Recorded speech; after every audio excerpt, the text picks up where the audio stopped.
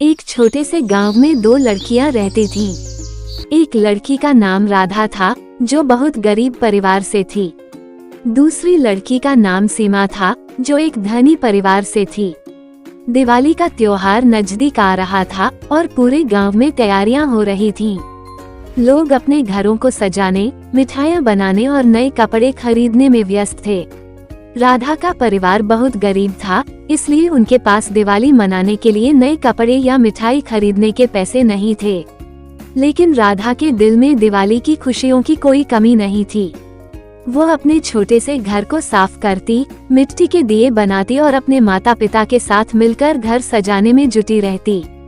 राधा के पास केवल एक पुरानी फ्रॉक थी, लेकिन वो खुशी खुशी उसे पहनकर दिवाली का इंतजार कर रही थी।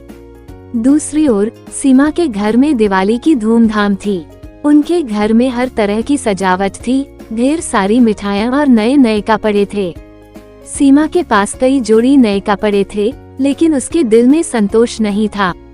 उसे अपनी चीजें दिखाने में ज्यादा मजा आता था और वह सोचती थी कि अमीर होना ही सबसे बड़ी खुशी है।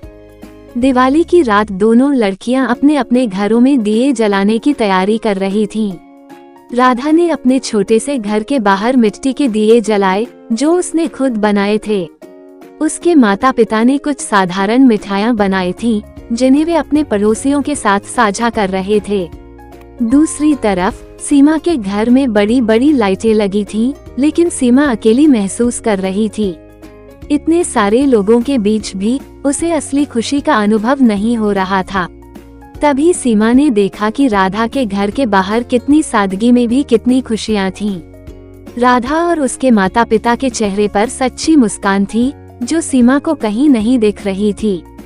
सीमा को एहसास हुआ कि असली खुशी पैसों में नहीं, बल्कि रिश्तों और सरलता में है। उसने सोचा कि वह अपनी दिवाली की मिठाइयाँ और कपड़े राधा के साथ बांटे, ताकि दोनों मिलकर त्योहार की असली खुशी महसूस कर सकें। सीमा ने राधा के घर जाकर उसे मिठाई और नए कपड़े दिए। राधा ने बदले में सीमा को अपने हाथों से बनाए हुए दिए दिए। दोनों ने मिलकर दिए जलाए और मिठाइयाँ खाईं। उस रात सीमा ने जाना कि दिवाली का असली अर्थ केवल धूमधाम से नहीं, बल्कि दिल से मनाने में है।